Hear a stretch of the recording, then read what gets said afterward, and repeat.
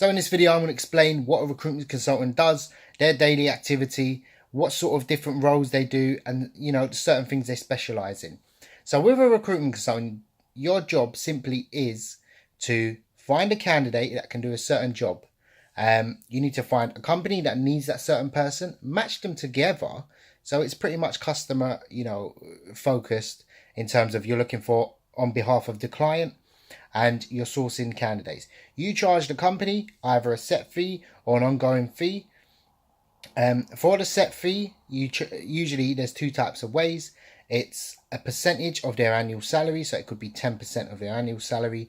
If they're earning 100 grand a year, you'll charge them £10,000 for finding that person if they're successfully, accepting the job. Also, there's temporary ones where these are usually low skilled, low level, high volume type of positions. So it could be cleaners. If you find a company 10 cleaners, you could earn £25 per week from the actual cleaner's wage, charged. So the company pays the recruitment consultant's company, you pay the cleaner. Chances are it's paid through an umbrella company, or if it's a big organization, they're paid through some sort of, accountancy department that you have on board. Now, what a recruitment consultant does, like I said, they match the candidates to the perfect job. Now, there's three types of actual placements. One is, obviously, I've gone over permanent. One is temporary, and the other, not so common, but a lot of companies specialize in this and do very well. It's temp to perm, it's called. So the temporary workers that turn into permanents. You essentially buy out their contract, or you give the opportunity, or it's a set period. So 6 months. If they're still there after 6 months, after 8 weeks or so, you're free to actually hire that person. But you can keep it going non-stop. Now, a lot of companies tend to specify whether they're permanent or temporary. Medium-sized businesses tend to do everything. Multi-sector companies also tend to do mostly permanent and temporary. And, a day-to-day recruitment consultant's job would entail, sticking out ads, attracting the candidates, and you'll telephone interview most candidates. Now, 90% of applicants won't be actually called. If you're really good at your job, you won't call most of them. You'd have a look through their CV. If you don't look through their CV and just call them, you're wasting your time.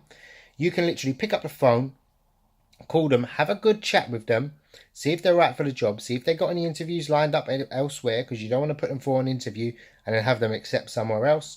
You give them a call, see if they're right for the job. If so, you email over or you call up and say, look, can I schedule an interview? This person seems really good for the role.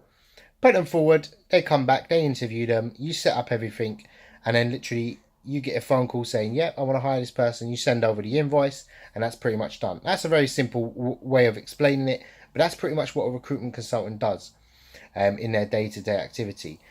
The important part is also business development. So you want to be calling other companies to see if you can help out. Not if you can actually win the job. If you can help them out, find the person they're looking for, I'm sure companies will pay for it. And they're willing to pay for it.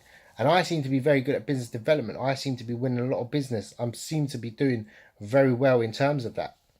And the reason is because I genuinely care. I make the volume calls. I listen to the clients, what they need. Recruitment consultant is a great job. Should you do it? Yes. If you're not good at sales, chances are you can learn if you find a good company. And now the important thing is I found a good company. So I feel my skills have already improved over the last few weeks. I don't feel as if, I'm at a dead end. I'm making small money. Chances are good companies have pre-existing contracts. So you can actually have accounts you're managing by yourself just by getting a job. Now, it takes experience to get the jobs. You don't necessarily, you don't need a degree. It does help. However, getting a job as a good recruitment consultant in a good firm, you require experience. So take a job as a resourcer. Start to, sift through certain jobs where you're actually just working in the company, even if it's accounts. And then slowly half your day is, spread out through actual doing the consultancy for firms, and then actually doing your actual role like accounts or resourcing, helping your consultants out. Another thing to mention, recruitment consultants, they get paid obviously a commission.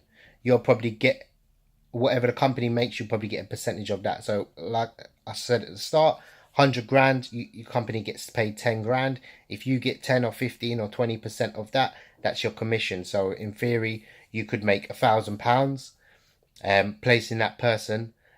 If you do temporary work and you have ongoing contracts, so you've got 100 staff, all paying you 25, that's 2.5 grand a month. There is big money to be made. A lot of billers, tend to make 200 grand. Some of them is a high-end sort of recruitment consultant. Even if you take a position where the salary is really low, have a look at the industry and what sort of commission, and don't be scared to ask what sort of money would I be earning in my first year. Your first year is primarily focused on business development. Get your own contracts and you can do really well in that.